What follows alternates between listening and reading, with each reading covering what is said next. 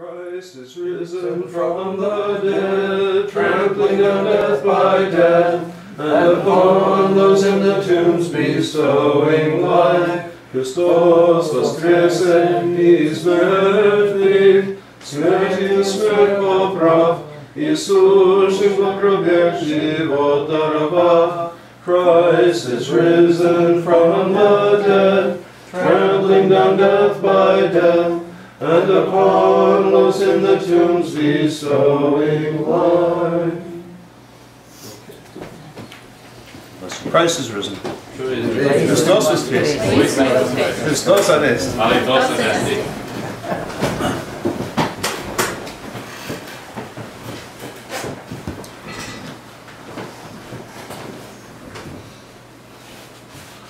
So did anybody have a chance to look at the handout that I sent out? I had a few minutes at work. Oh, okay. It's on your email. I saw it in the email. Well, so what I was thinking to talk about tonight is Justinian and then the Fifth Ecumenical Council. So we had we talked about the Fourth Ecumenical Council, Chalcedon, and Saint Cyril of Alexandria, and the fallout from the council. Then we talked about Saint Augustine and the chaos which overtook the western part of the Roman Empire, and there was a kind of religious chaos in the eastern part of the Roman Empire. Of course, you didn't have this. You didn't have the barbarian invasions in the east, but you had these schisms of the Church of the East, which was mainly in the Persian Empire and beyond, and then you had the non-Chalcedonians, or the anti-Chalcedonian party, those who rejected the Fourth Council. The first group rejected the Third Council. The non-Chalcedonians rejected the Fourth Council, who were primarily the Copts and the Syrians. The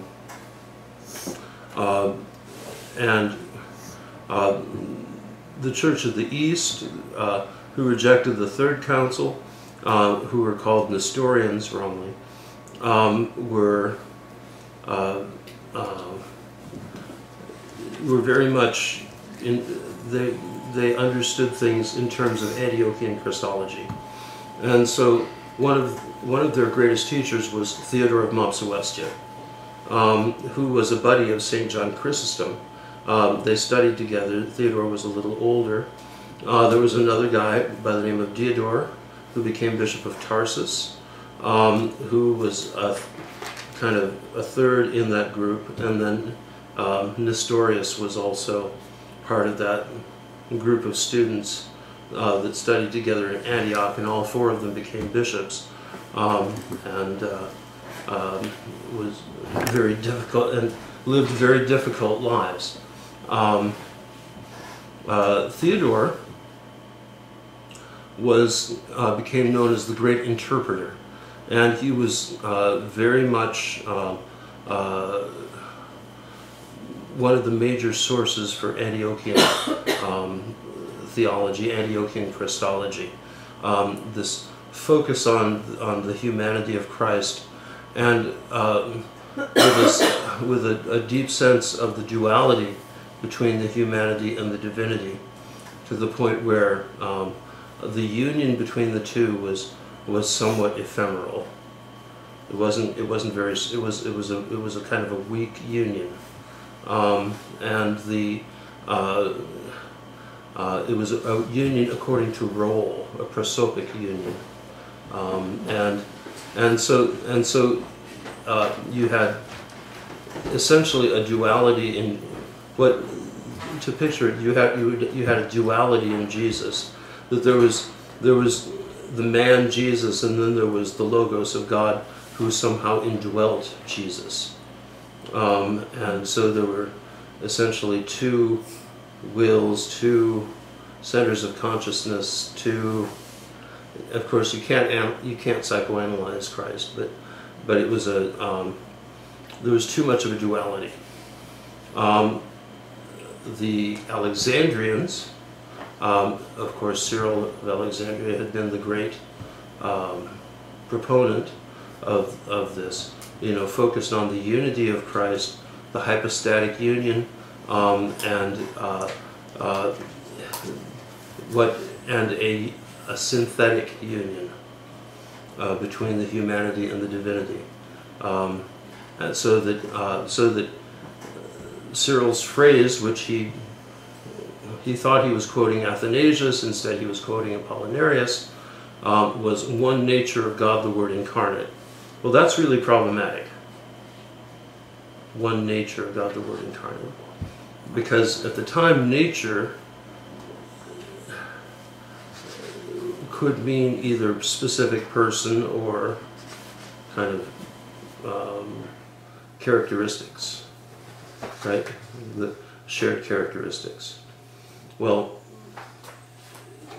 the way that the theology developed, the definition for the word nature, or physis in Greek, came to mean a set of shared characteristics rather than particular individual. And what was used for particular individual was hypostasis, which also means subject, the subject of an action, or subsistence.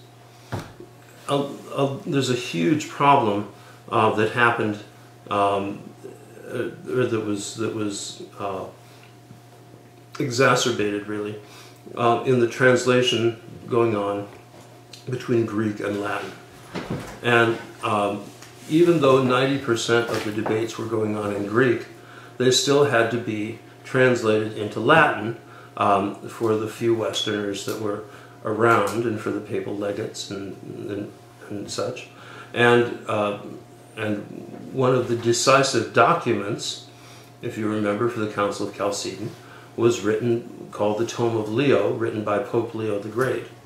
And he came down in a way that reflected both the theology of Cyril, as well as taking into account the theology of the Antiochians, and trying to come up with something that would be agreeable to everybody and made sense. And that was that there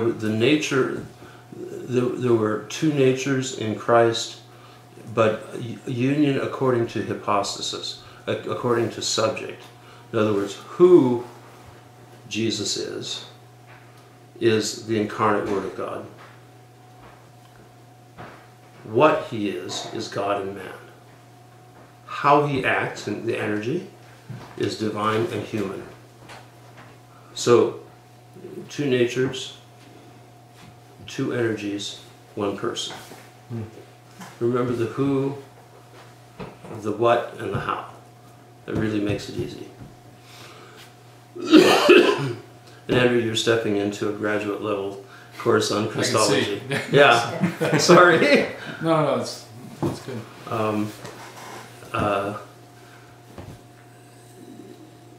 Most Protestant theology doesn't get into this stuff. And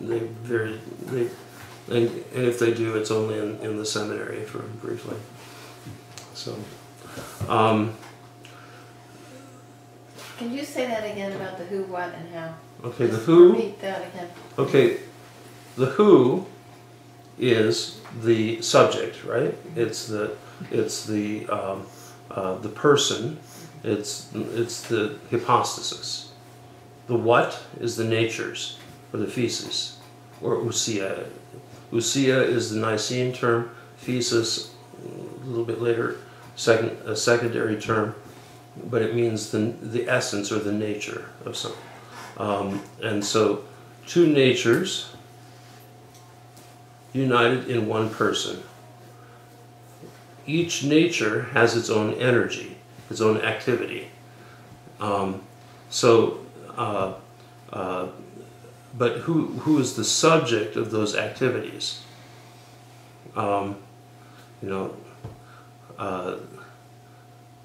the incarnate Word heals the sick and raises the dead, and the incarnate Word sleeps, suffers, and dies. And that theopaskite formula, that God suffered in the flesh, becomes one of the hallmarks, or became one of the hallmarks, of Chalcedonian Christology. Because if you have a single subject, then you have to, and that subject is the Word of God, is the Logos of God, you have to say, God suffered in the flesh. God died in the flesh.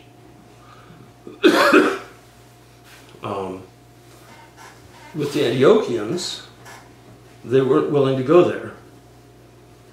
They were, their first thing was that Mary was Christotokos, not Theotokos. That she bore Christ.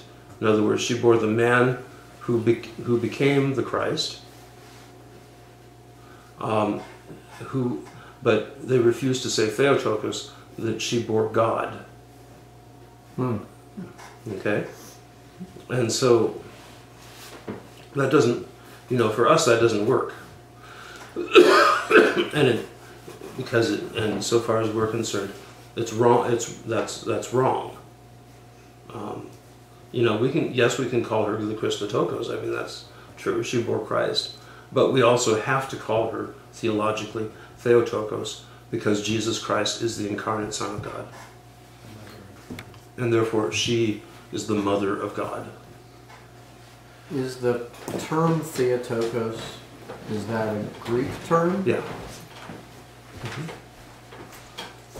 But that's not carried into Slavonic. Bogorodice, same thing. Okay. The one who gave birth to God. I'm sorry. As an engineer, if the Greek Theotokos gets translated into English Theotokos, then the Greek Theotokos should be in the Slavonic Theotokos. I get confused there. In the Slavonic services, don't they use the word Theotokos? But they do No. use it. No. They I don't? know. It's seldom used. It's usually translated into, it's the same roots. Oh, Allie, you read my mind. God bless you. Thank you. It's the same roots, the same root words. Bogorodice means Theotokos in Greek, or God bearer. So, some of the Slavonic, they did less transliteration than English does. English seems to be able to take in these foreign words better than Slavonic did. But even though it doesn't sound alike, it has the same meaning. Has the same It is meaning. Yeah, right. Yeah. Well, not only that, but if you directly translate it into English, some of the stuff, like the root words that we have, I mean, they come from Latin, they come from Greek. It's a hodgepodge language. It's not like a clear, consistent language. I mean, I feel like Slavonic Russian would be more that way. Well, actually, there is no clear, consistent language. All languages have borrowed words. And some of them sound better in I feel like the language. English maybe have a higher concentration of it? Well, yeah, English, I mean, that's kind of the nature of English. It takes in all these foreign words. So. Okay. So go back and cover that. So it's two persons, two natures, one energy? No. No. Okay. How many persons are there in Christ? Two. No, one. In this, yes. You're an historian. Are we even You allowed say to two have persons, you're an historian. It's two natures. Two natures. Two natures. One person. Two energies. Two energies. Divine and human. But they have one single subject. Who does energy means activity.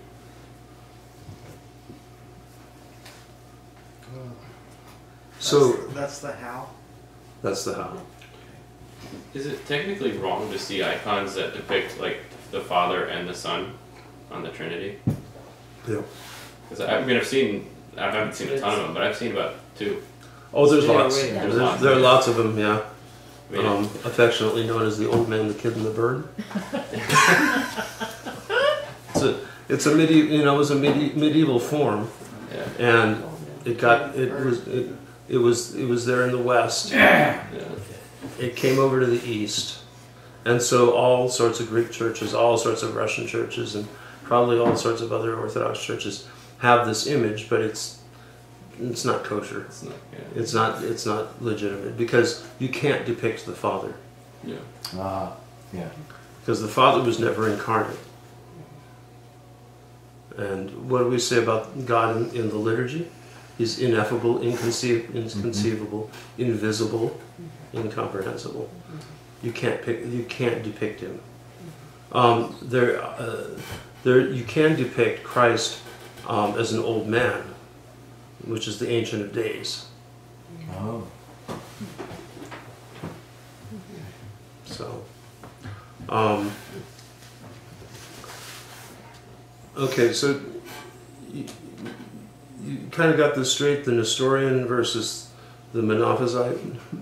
Monophysite is one nature of God the Word incarnate, meaning one person of God the Word incarnate.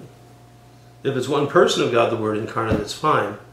And if you understand one nature of God the Word incarnate in a Chalcedonian way, it's all right. Mm-hmm. But if you understand it, that he was either he was half God or half man, that doesn't work. Mm-hmm. Or that he was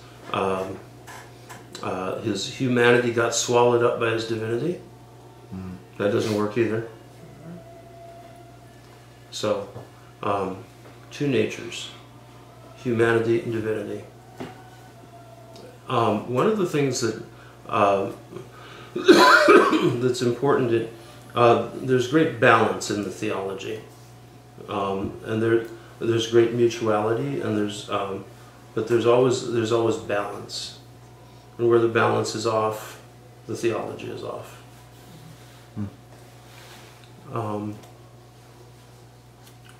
So, after the Council of Chalcedon, the two parties really split and started, all sorts of polemics against one another.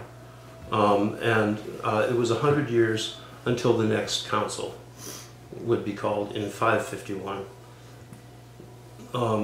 Chalcedon was 451, and in 551, there were already a number of events that had precluded calling a council earlier, and also it was the attempt an attempt to reconcile, especially the non-Chalcedonians to the imperial church, and so in the meantime we heard all about what happened in the West with the Germanic invasions. In the East, there were you had the Persians, and one of the things that happened was the Persians, King Khosroes, and the Persians were the next empire over. In other words, Iran. They sacked Jerusalem. They sacked Antioch. They sacked a lot of the Byzantine Empire, but they took the relic of the cross, which was very substantial, and took it hostage, as it were, back to Persia.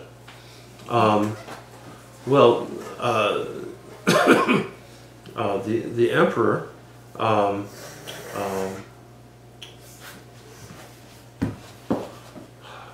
What's his name? I want to say Heraclitus, but that's not it. It's something similar to that. Anyway, it'll come to me. It was right around the turn of the 6th century. Actually conquered the Persians and brought the cross back to Jerusalem, and so that became a kind of a major event in the Byzantine Empire, and a symbol of the victory of Christianity over the pagans. Now this is still 100 years, 150 years before the rise of Islam.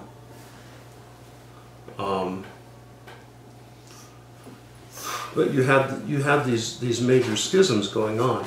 Church in the East, it was doing its own thing and not really in contact with the imperial church. And what they were doing is that they were sending missionaries to the East, into India, into Afghanistan, and they would continue going east all the way to the Pacific coast by the 7th century. But the difference was, in the Roman Empire, the church was an imperial church. It was a state church. It was deeply linked with the Roman state. In the Persian Empire, the church and the state were completely independent, and the state was actually not Christian. And so the church had actually far more freedom to operate than it did in the Roman Empire. And there were no laws defining orthodoxy in the church in the East. So it was a far more missionary church that was not connected with politics.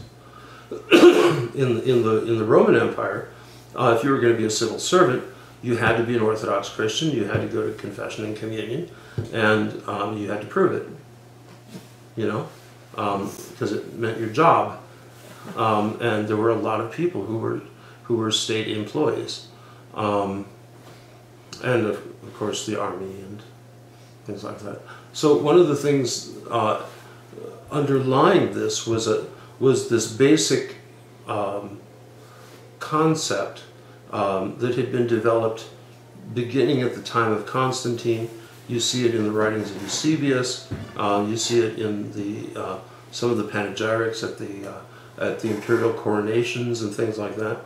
That there was a symphony between the church and the state.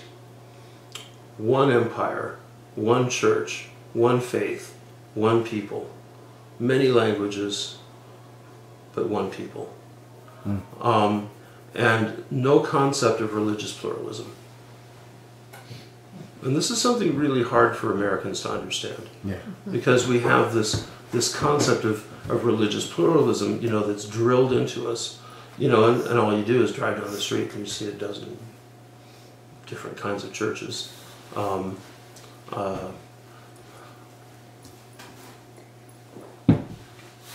But that's actually, that's actually one of the essential constitutive elements of Orthodox ecclesiology. There's one church, period. And those who are not in it are either pagans, or they're schismatics, or they're heretics. And the branch theory and all of that stuff, that's 20th century. And then like the whole Protestant thing, and the Protestant idea of the invisible church is unknown before the 19th century. And actually the Protestants, the Reformers, had the same idea, that there should be only one faith, one Lord, one faith, one baptism, one church, and that's it. And if you don't subscribe to the one faith, you're a heretic. And that's probably one of the reasons why there are so many in America, because all these different Protestant colonies all had this idea, and they were all fighting with one another, because their one church was different from that. The Plymouth one church was different from the Boston one church, was different from the Rhode Island one church, which was different. So, with different interpretations, different theologies. I think it's probably, I think one could actually say that this idea of religious pluralism is an American thing. It really developed in America and then got exported worldwide.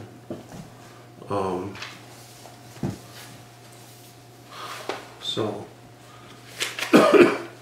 now at the same time as the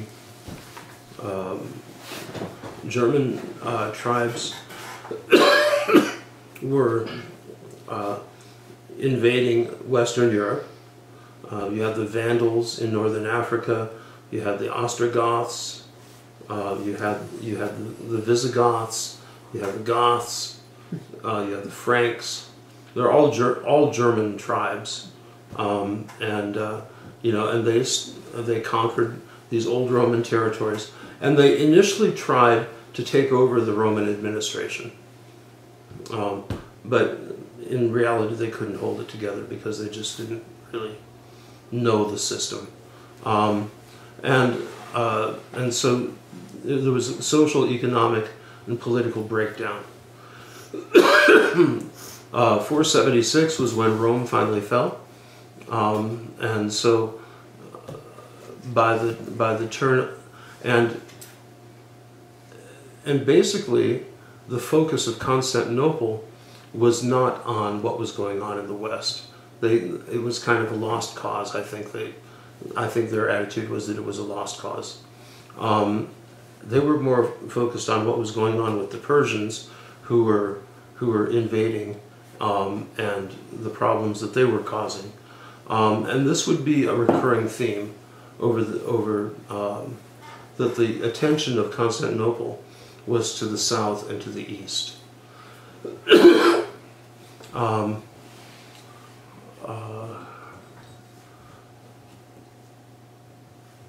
And it didn't help that the churches in those areas had gone off into schism from the imperial church. And that they were not Orthodox. In other words, they didn't hold to the imperial definition of orthodoxy. So, it's one of the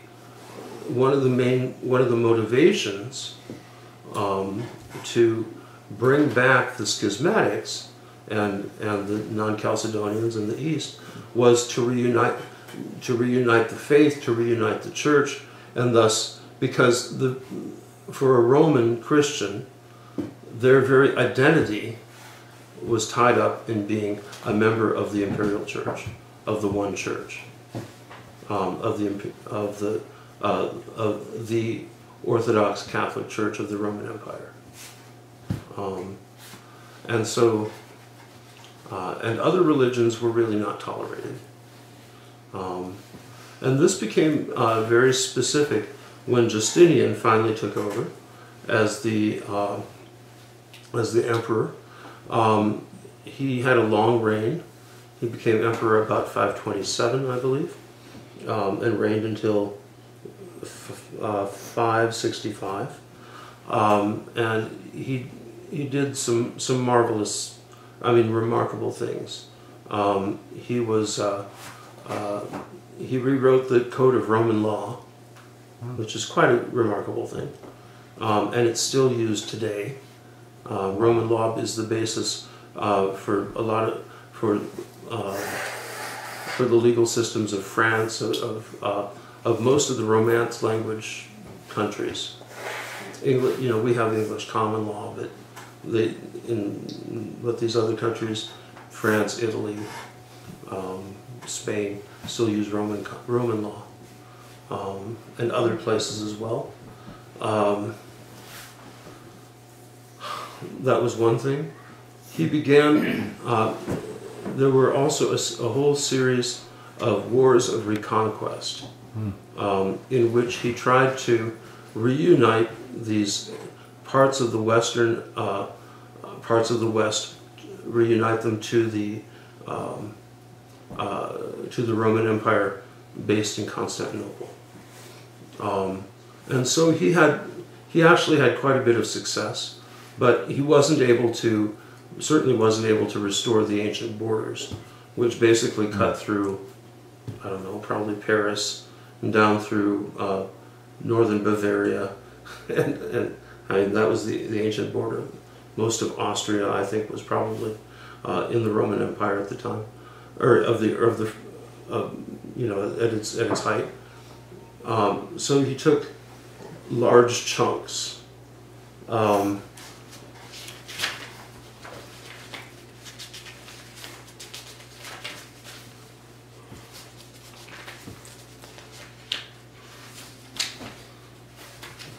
share a secret with you. There's a great cheat sheet. There's Wikipedia. You don't have to the sources on this are voluminous, you know, huge, you know, long, detailed books, but it's a nice, you know, 20-page article, and it kind of summarizes everything. So, so Justinian's Roman Empire, he retook Italy, Corsica, Sardinia, he retook northern Africa, and he retook parts of Spain on both sides of both Spain to the north and Gibraltar, and down a little bit into, what is that, Morocco today? And also parts of Dalmatia, which had also fallen. Dalmatia is the former Yugoslavia.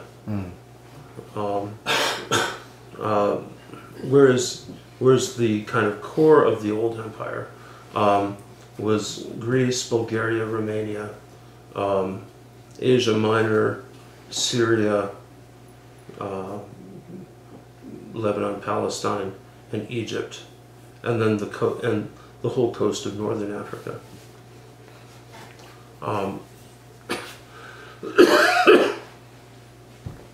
In doing that, there were a lot of different ethnic groups. There were a lot of different competing kinds of ideologies. They'd gotten a taste of freedom from the Roman Empire. In other words, they didn't have to pay huge taxes for a while, and he wasn't dealing with Romans. He was dealing with Visigoths and Vandals and Ostrogoths and so forth, and so it was a very different kind of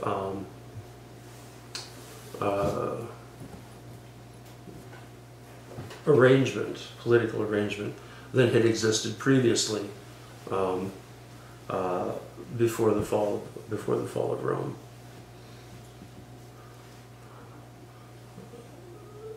One of the most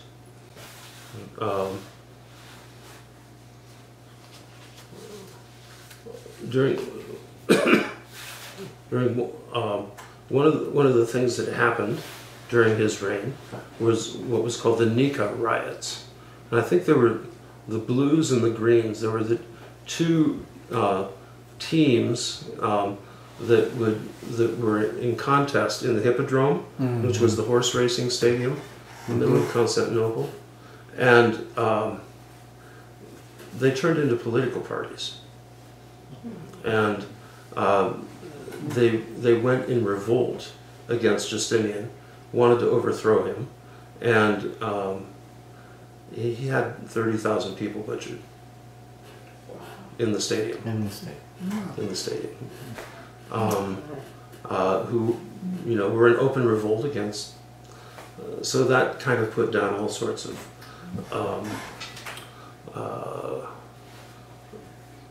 resistance. But in the meantime, things like the main cathedral of Constantinople were trashed, and many of the major imperial buildings were trashed in the riots. And so Justinian embarked on a very ambitious building program, and he rebuilt Constantinople, and at the center of it was Hagia Sophia, which is, you know, which is incredibly impressive even today.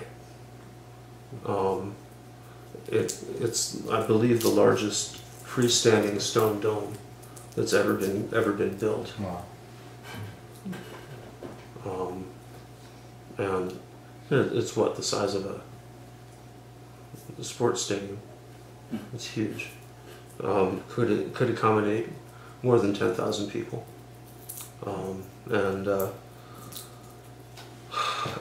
there were also all sorts of other kinds of major. I've got bad allergies, and so my throat is a mess.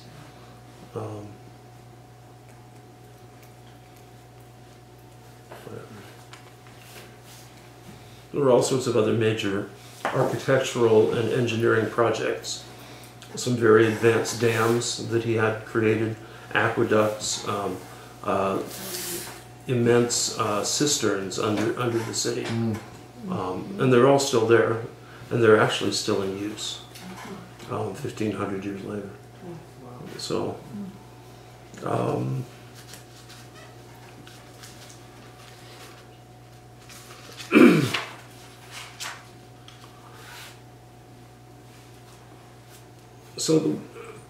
so with all of these wars going on both sides of the empire, with the Persians to the east, with the war of reconquest going on in the west, you can imagine that they were rather stretched. This was also complicated by a huge, deadly plague that wiped out about 25% of the population. Right around the year of I think 440 thereabouts, or 540. So that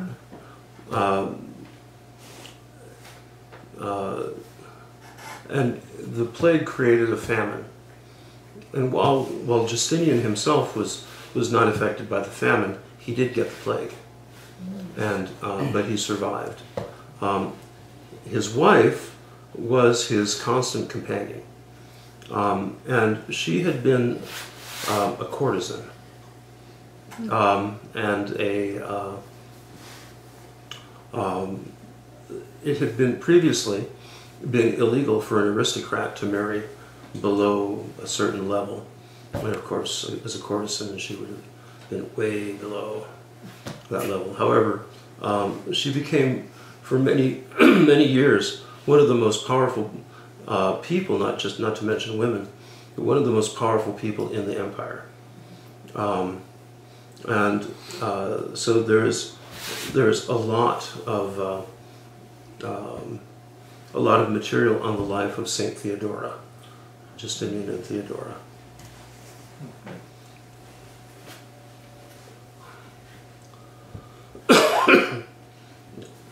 One of the Justinian was very much interested in theology.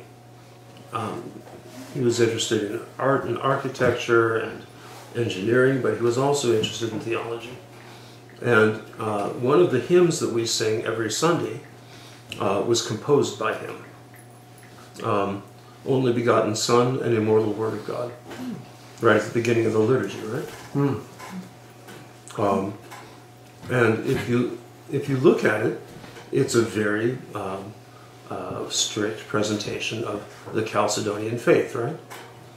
Only Begotten Son and Immortal Word of God, who, for our salvation, willed to be incarnate of the Holy Theotokos and ever Virgin Mary, who without change became man and was crucified, so it has the Theopaskite, who is one of the Holy Trinity, glorified with the Father and the Holy Spirit, O Christ our God, trampling down death by death, save us. So, that has been part of the liturgy ever since the time of Justinian. And by imperial edict, he put that in. And of course, the Church always has found it to be, a very kind of valuable contribution. There's another theological contribution that he made, which wasn't quite so valuable. And he was trying to find a way to reconcile the non-Chalcedonians with the imperial church. In other words, come to some kind of a meeting ground between the Antiochians and the Alexandrians. And so he came up with a theological formula, or at least, if he didn't come up with it, he espoused it, though he, thank God, did not do anything official with it, and it was called Aphthartodocetism. Aphthartodocetism. Aphthartodocetism means that he only appeared to suffer, or he only appeared to be corruptible.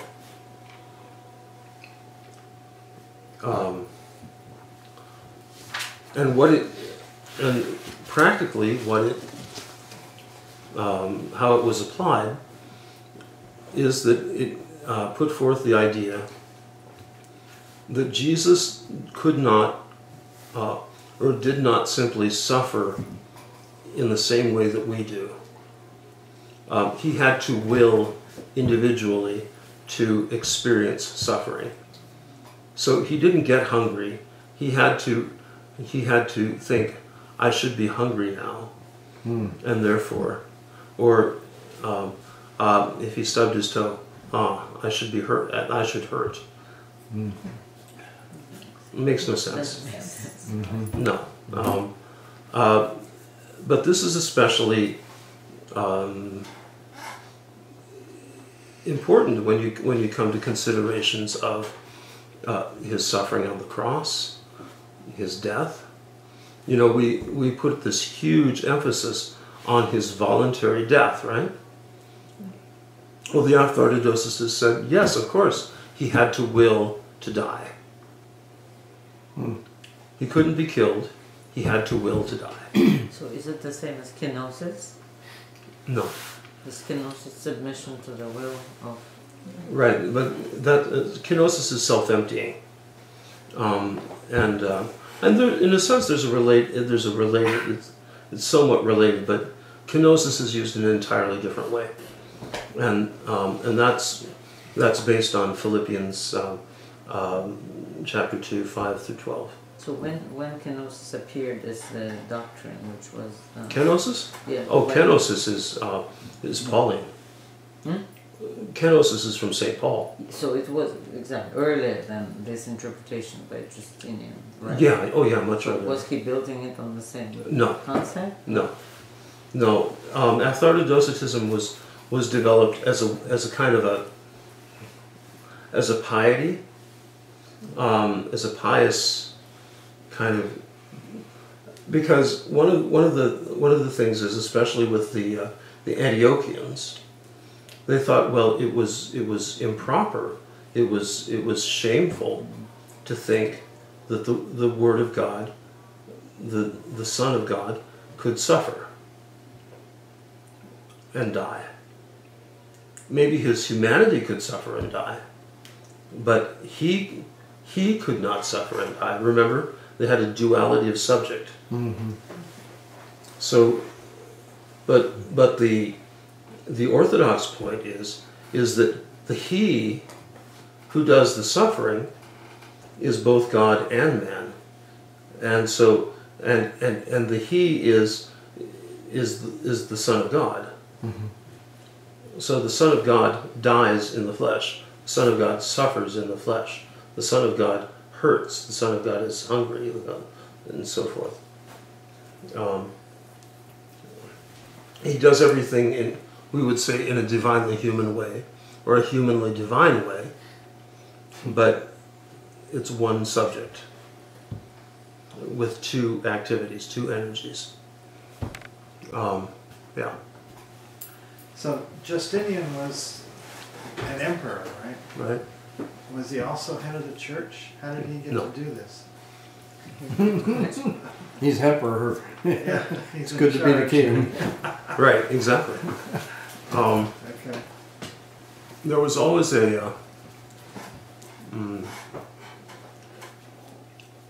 shall we say, an imbalance of power. Yeah, okay, all right. It's right up there. The imperial eagle. Yep. One crown, Yeah. 2 heads. Actually, there should only be 1 crown on that. One, which means one. On both. Yeah. It has like a really big crown, like two. The little ones are wearing crowns of their own. Right. So one of those is the church, and the other is the emperor, Sure. and but a single body, a single entity. And so the idea of this unity of the church state was very, very powerful and so usually the church got the short end of the stick. In other words, one head bit off the other. There weren't too many patriarchs that died in their beds, but there were fewer emperors that died in their beds, but not at the hands of the church usually, that I know of. Yeah. Possible. Okay. It's here again. It's a very different system than we're, and even the last remnant of it was the Russian Empire. Mm-hmm. Even that was not exactly an accurate continuity of the Byzantine form, because the Romanovs, it was under the Romanovs that the imperial head bit off the head of the church. For the entire Romanov dynasty, from Peter all the way through Nicholas II. There was no patriarch. No, It was. no. Peter the First. We don't call him Peter the Great in the church. Peter the First. No. Piotr Perry. In the monastic world, we don't call him Peter the Great. Just Peter the First. Were Because there any metropolitans, or they were just over territory? there was a synod, and a synod of bishops, and he subjected the synod of bishops to the control of a lay over procurator. It was called. Government department. Yeah. Wow. Interesting. The Soviets actually returned the patriarch. Not in its real sense. Well, no, the Soviets didn't return it. The church returned the patriarch, but the Soviets tolerated it. Allowed it, right? Yeah. Surprising. Well, yeah, it's a bitter history. Of course. It's a very bitter history. Well, they wanted one person in charge that they Right. could talk to. Right. They could hold Right. him responsible, and then he would coordinate what they would. So the symphony of church and state in Russia was a little discordant, but it usually was in Byzantium too. Clearly, of course, the emperor had massive power, so that church-state thing never quite worked. Now, what the balance of it, however, was monasticism, and this is a huge thing. We think of monasteries today. A few people often, in a little place, someplace, and a ways away, and not well known, not much influence, no influence, no nothing. In Constantinople in its heyday, 10% of the population were monastics. Wow. 10% in the city. Wow. In the city walls. So there were 1 million people living within the city walls, and 100,000 of them were monks and nuns. Okay? That's huge. That monastic presence within Constantinople had been there for centuries, really pretty much since the founding of the city, which was around 320. It was consecrated, I think, around 330. It was founded to be specifically a Christian city without pagan roots. So, for example, you had what became later the Studite Monastery, which was one of the most significant institutions for the development of the liturgy, which had 800 monks. It occupies a whole city block, not far from the center of the city. And it's still there. But it had fallen into disuse or ruin by the 7th century, or the 8th century. And but before that, in the time of John Chrysostom, the end of the 4th century, it was known as the monastery of the Achimetae, the unsleeping ones, because they had a liturgical cycle that went on 24 hours a day. So that you could literally go into church at any time during the day or the night, and the services would be going. The monks would go in shifts, 8-hour shifts. So, but there were hundreds of other monasteries within Constantinople, and there were hundreds and hundreds and hundreds of monasteries throughout the entire empire. Why? Because what people were trying to do was to maintain the integrity and the kind of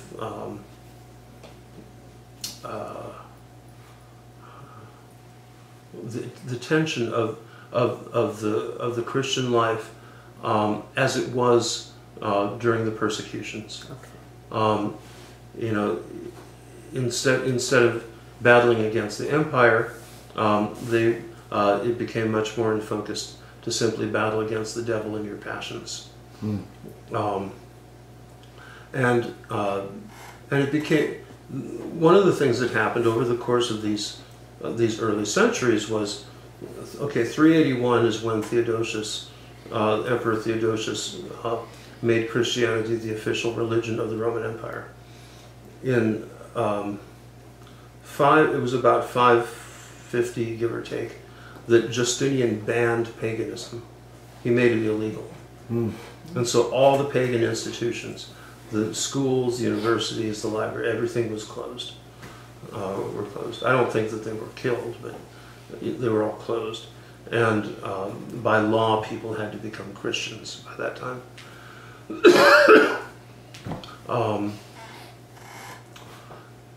That meant that there was this huge inflow of people into the churches.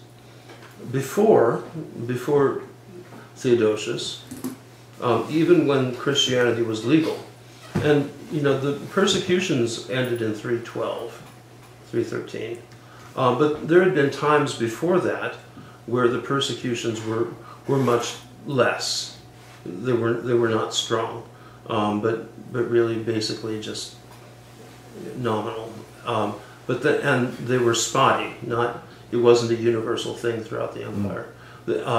Under the final persecution under Diocletian was horrific, but that was just before Constantine made Christianity legal. But in those churches, they were small communities. Everybody knew each other. Because of the persecution, you never knew, really, you know, if you would, and especially during the persecutions, the times of the persecution, you never knew if you would wake up in prison the next day. You never knew if you would have your head chopped off or get thrown to the lions or something else. Or one of the other things Diocletian liked to do was herd people into churches and then lock the doors and burn them down. So, for example, there's one of the feast days we have commemorating the martyrs of Nicomedia. The 20,000 martyrs burned alive in a church. Now, it was a big church. It must have been a huge church, you know, to accommodate 20,000 people. Even if they were on top of one another, literally. So, So monasticism tried to maintain that kind of fervency that people would have, that fervency of commitment, that fervency of, and in these primary communities where everybody would know each other, you could do that, and you encourage one another, and and it was a very high level of spiritual maturity. And it's interesting in the liturgy of St. James that we have, which of course is the ancient liturgy of Jerusalem. It doesn't just say, like we say in the liturgy, let us stand aright, let us stand with fear, let us attend, right? It's let us stand aright, let us stand with fear, look around, recognize one another. In other words, discern who belongs here, and if somebody doesn't belong here, throw them out. Because they did. If you weren't an initiated, baptized, chrismated, communing member, you were not permitted to be in the service, and so that remains in these ancient liturgies. Well, that went by the wayside, when these vast numbers of people were coming into the church. So probably a room like this would have been probably an adequate church for the first couple of centuries, right? Well, then already by the time of Justinian, in we'll say 550, they have to build Hagia Sophia, which can accommodate more than 10,000 people. And there were other huge churches as well that had gone up throughout the Roman Empire. Another aspect, in the early church, it would take several years of catechesis, like 3 years, before a person would be admitted to baptism. That meant you would not, in fact, what it meant up until, actually through the time of Justinian, is you would never hear the creed, and you would never hear the Lord's Prayer. And all of the teaching was done from the Old Testament, because it was all moral teaching. There was nothing about doctrine. And you would only be allowed to go to the first part of the liturgy, if that. And even there, you couldn't go into the church. You had to stand in the narthex, the porch. Aglasonia, yeah. And it's still that way on Mount Athos today. So if a non-Orthodox person goes to Mount Athos, he is forbidden to enter the church. He can only go into the porch and stand there for the 6 hours of the service. So, good reason to get baptized, to go to Mount Athos.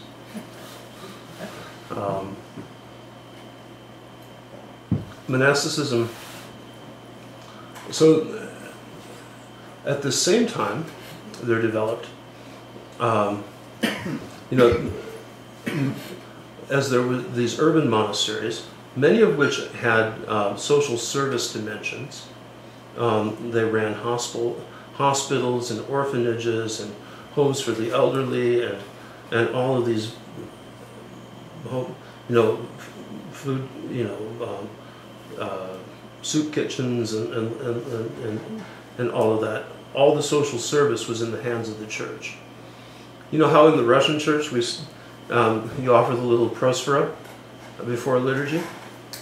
Everybody has to go buy their little prosphora and send it up. Well, and have you been to the Greek church where people bring prosphora? Oh, they're not little, and they're not little ones. They're big ones. And that actually is in continuity with the ancient practice that people would bring these loaves of bread.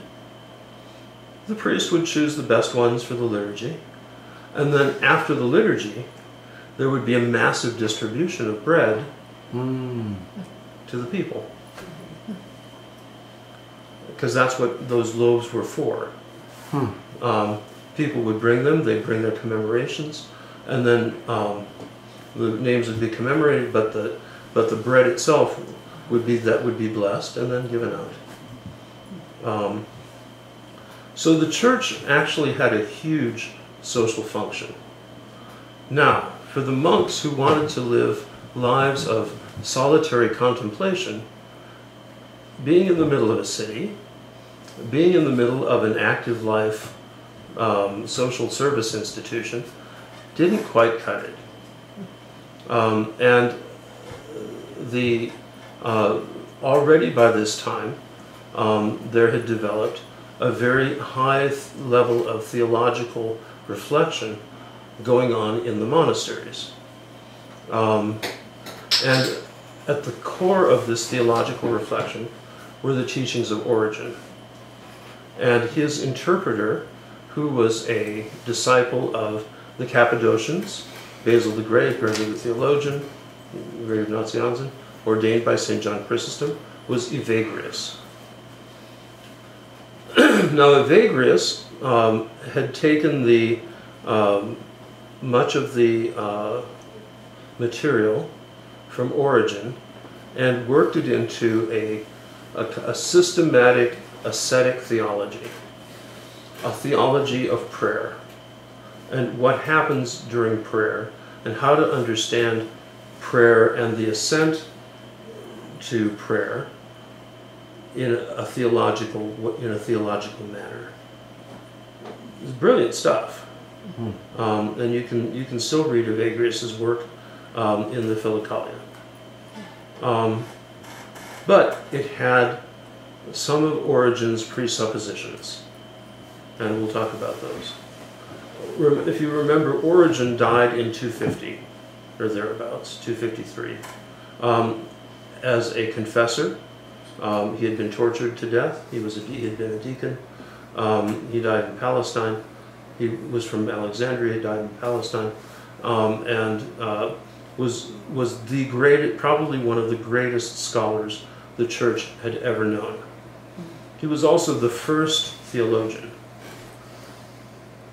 And as the first major theologian, he had nothing to base his works on. So it represents this huge kind of compilation of theological ideas. And so Origen was known as the father of the fathers and the father of the heretics. And you read his writings, and you find every major doctrine that we have, and the language that we use, the words anyway, the meanings are different. And you find every major doctrine of the heresies. You find Arianism, you find Nestorianism, you find Monophysitism, you find monoenergism, you find... He was all of those at the same time? Well, he was 200 or 300 years before them. He was not too specific. Origen died in 250. Right, he was before them, but all of these ideas are floating around in his works. So was he the one that got excommunicated like 300 years after his death or something like that? Yeah. Okay. And that's one of the things that I'm leading to, because that was at the Fifth Ecumenical Council under Justinian. That's not fair though, is it? It's not fair. No, but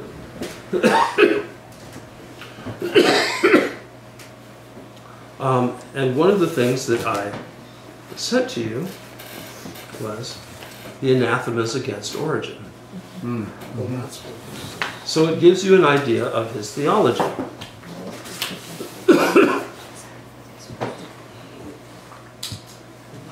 Was it ever rescinded, or he was... No. No.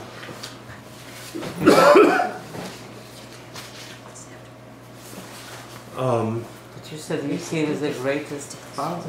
He was one of the greatest fathers of the entire early church, and for 300 years he was venerated as a saint. Already by the end of the 4th century, there were people looking at his theology, analyzing it very carefully, and as it got digested, as it were, various groups taking bits and pieces, and parts of it became very apparent that it was not a kind of philosophical whole. It was not consistent. The whole process of the ecumenical councils, really, what it produced was a consistent theological vision and consistent theological vocabulary, so that you could take and each council set up the problems for the next one.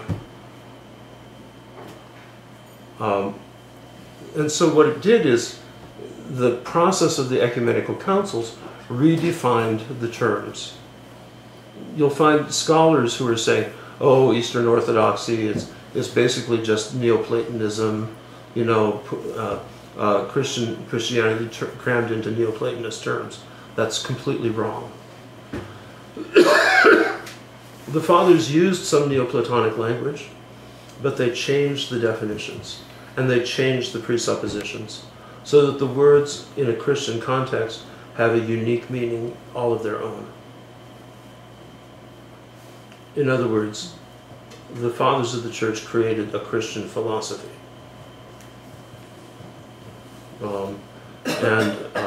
And that's what Orthodox theology is. It's a Christian philosophy. It's a unique Christian philosophy. There's borrowings from Platonism and other contemporary kinds of philosophical trends.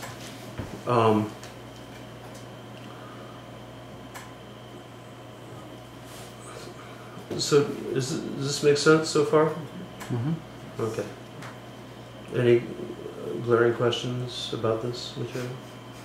This all, of course, accepted by the Roman Catholics, because in the beginning it was obviously common history, right? Yeah. At what point they separated every word, like the first signs and then final separation in terms of theory? Oh, the first signs were right about this time, right around the year 500. The Filioque, of course, it's later. Right? Well, no, 576. Oh, it's 579. But 579 rather. But what happened was, right around the 6th century is the West, all the people who knew how to speak Greek died, basically. And there were very few in the West. And so everything was in, well, remember in the West, in the 5th century, you had massive barbarian invasions.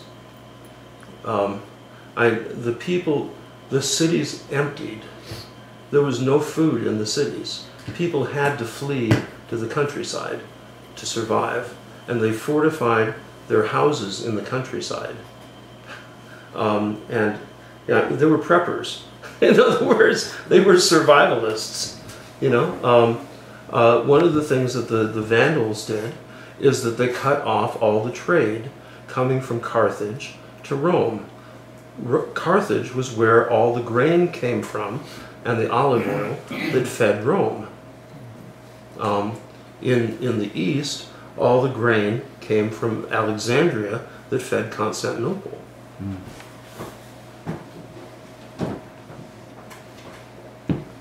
So, sometimes it's important to think in these very concrete terms of like economics to get a picture of what was going on. Yeah. So there was chaos going on in the West. The more sophisticated people went to the East. The wealthy. They went to Constantinople, to the imperial capital. Rome was left as a village of 10,000 people living in the ruins, where it was this vast city of 1 million people. In other words, it was a post-apocalyptic kind of war zone. And you know, this was the center of the, you know, a couple hundred years earlier, this was the center of a great empire, a great empire. So the East and the West began to diverge, because those in the East, the Greeks looked down on the Latins anyway. They called anybody who didn't speak Greek a barbarian. Barbarian is an onomatopoetic word, because the Greeks said that anybody who didn't speak Greek was just going bar. No, seriously, that's where it comes from. And what they thought of the Germans, well, that's undoubtedly, well.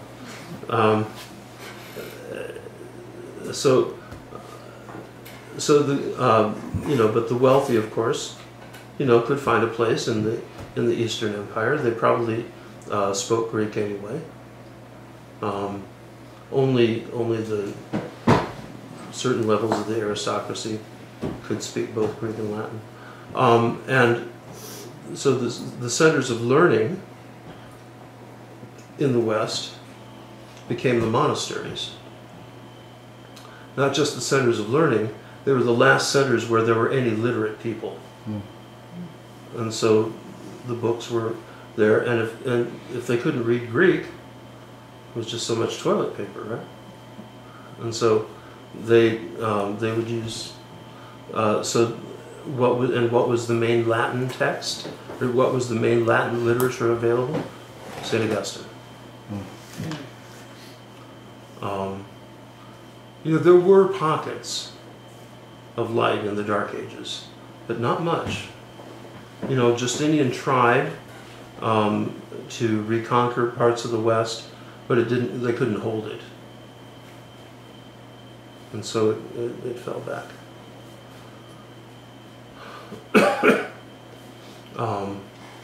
In the East, on the other hand, you have this very sophisticated monastic world trying to hold things together, trying to hold the church together amidst all of these political intrigues between the hierarchy and the government, and you had this internal struggle within the monastic world between those who wanted to live lives of silent contemplation in the wilderness and those who lived in social service monasteries. Are you off? God bless you.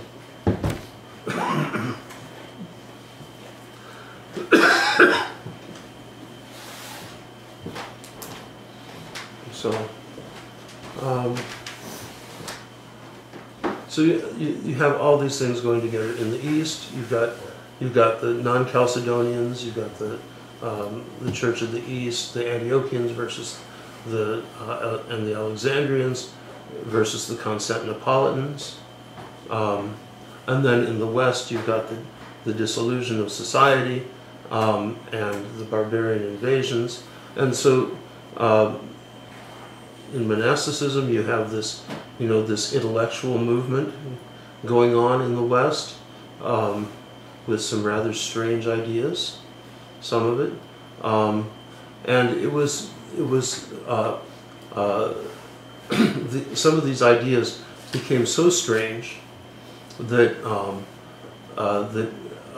Origen, who was seen as the source of these ideas, had to be was condemned by the church.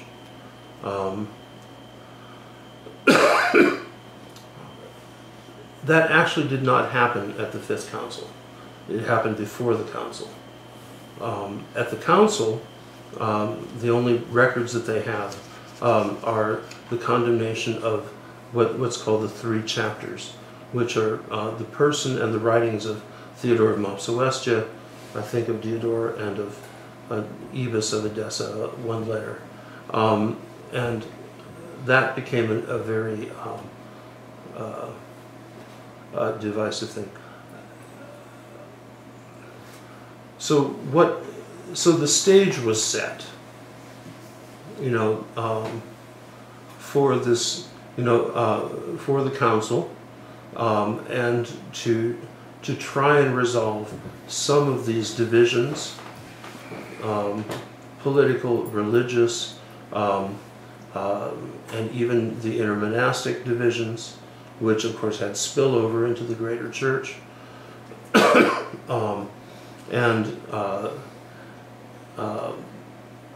as well as some of the these kind of cultural conflicts with the Persians on one side and the Germans on the other, and so the Roman Empire was even though they tried to retake part of it, it didn't really work. The Pope lived in Constantinople. It was kind of sad. So my throat is a mess, so I'm not going to go too much longer tonight.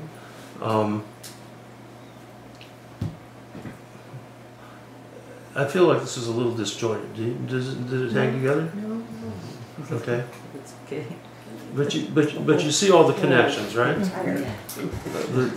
There's all this groundwork, and on that we'll deal with the council. Now, next week, Tuesday night is the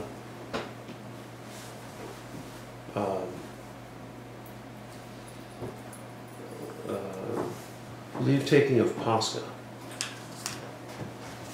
But I don't think there's a service scheduled here.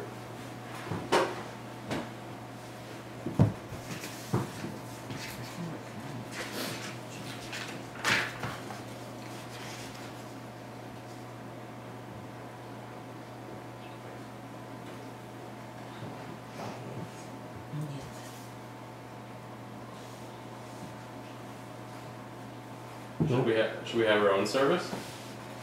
If there's no service schedule?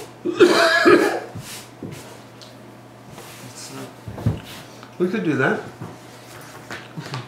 We could sing possible Vespers. Okay. That'd be nice. And then just do the class. Sure. So shall we do that at 7 o'clock? Yeah. I can make it Does that work? Here in the church? Or? In the church, yeah. Yeah. It's basically a repeat of Vespers on Pascha. Wow. So, and then in the morning, Wednesday, is a repeat. It's Bright Week again. Essentially, the services are just like Bright Week. So that's going to be done at my home church. So, so far as these notes go, look at, and you can read through the whole thing. The capitula of the council, in other words, are these are the anathemas of the council, and it has to do with the whole Monophysite controversy. Then there are the anathemas against Origen. And then there's Justinian's anathemas against Origen. So, is an anathema a charge? no, it's a curse. A curse.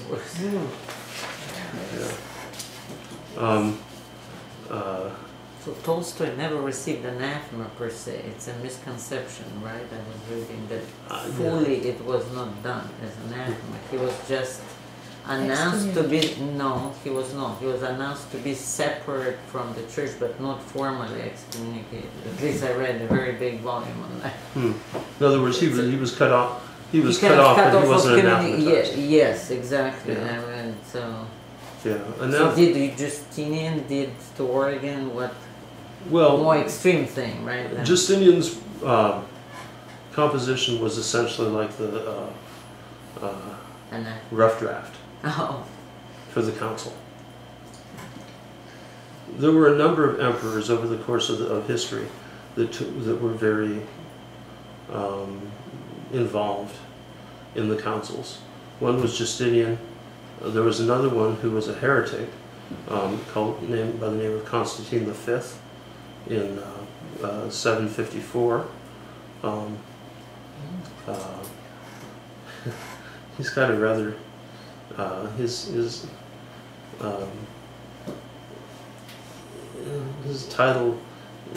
usual title is Capronimus, and it refers to the fact that as a child he soiled his baptismal water.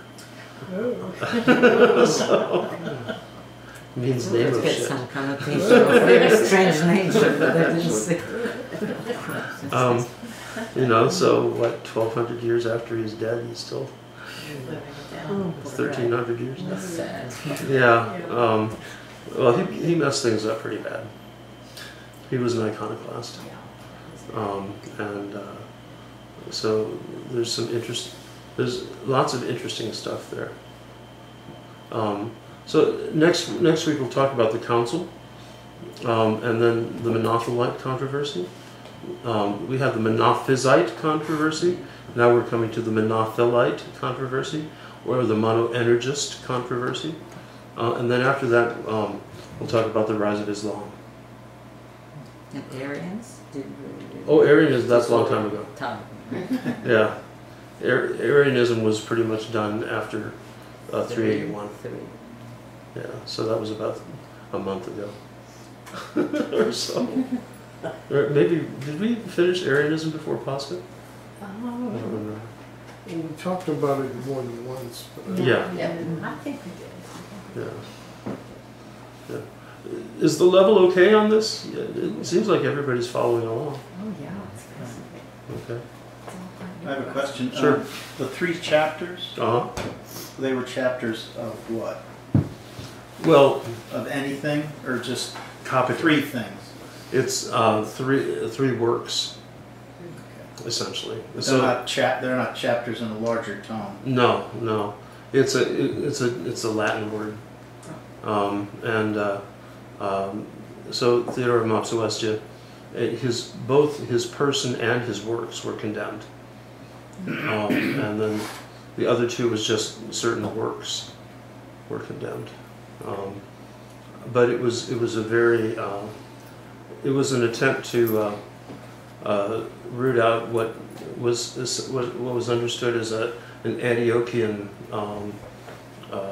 interpretation of Chalcedon, which the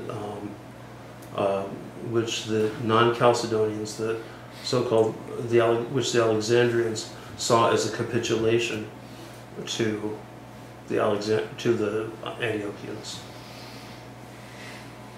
And so they tried to get rid of it. And then you have the Monoenergist controversy in the 6th Council, which was another attempt, like Aphthartodocetism, to reconcile the non-Chalcedonians to the Imperial Church. And then in the 7th Council, you have the whole issue of iconoclasm, but the theological content of it is basically a reconciliation between Antiochian and Alexandrian Christology, which is very interesting. So it's got multiple facets.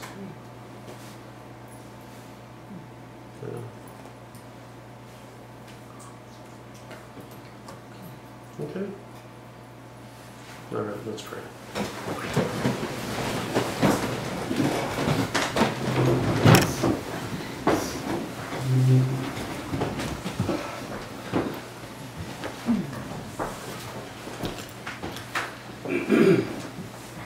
Shine, shine, shine on you, Jerusalem, the glory of the Lord has shone on thee, Exalt, now exalt, and be glad, O Zion. Be radiant, O pure Theotokos, in the resurrection of thy Son. The blessing of the Lord be upon you through his grace and love for mankind, always now and ever, and into ages of ages.